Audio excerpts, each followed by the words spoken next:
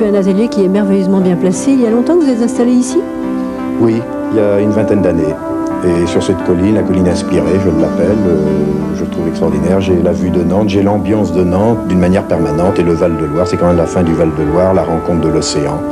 Et je ne pourrais pas m'en passer, c'est certain. Je voyage beaucoup pourtant, mais j'aime bien revenir ici. Je travaille dans mon atelier dès que je suis de retour.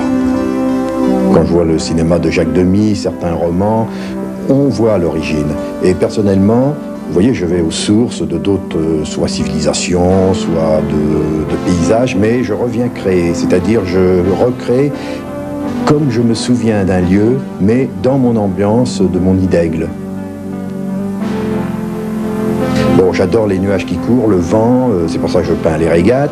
Je peins la Hollande beaucoup, parce que les ciels hollandais qui se déchirent, comme dans l'étoile de Ruysdael, sont des choses qui m'influencent. Alors, évidemment, je ne suis pas un peintre de la description, mais c'est subjectif ce que je dis. Ma peinture est une rencontre entre l'intimité, un côté intimiste et un côté gestuel. La peinture est très spontanée, ces traits là, tout ça, qui sont très incisifs, comme des petits pizzicato dans la musique. Si je voulais bien les dessiner, ça n'irait pas.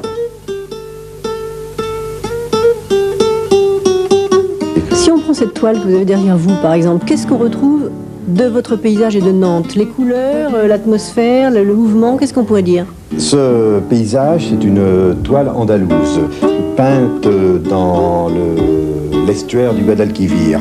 Et l'estuaire du Guadalquivir, par exemple, au mois, fin novembre, début décembre, il y a des nuages qui courent, une atmosphère très ouatée, et tout est suggéré. Et c'est ce qui se passe dans cette peinture. Vous voyez, j'ai l'illusion d'un paysage, tous ces blancs andalous, mais il y a tout le mouvement, les voiles qui se superposent et qui créent toute une musicalité dans cette toile, du moins je l'espère. C'est une étape pour vous, ce livre? Vous faites un peu le point sur votre carrière?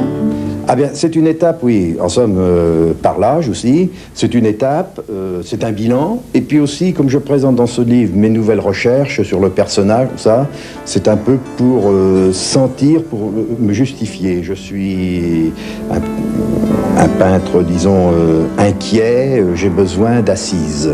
Et bon, bah, ce livre est un peu, j'espère, un tremplin. C'est pas une fin, je dirais presque que c'est un début. C'est pas un bilan, c'est le contraire. C'est un point de départ, ça.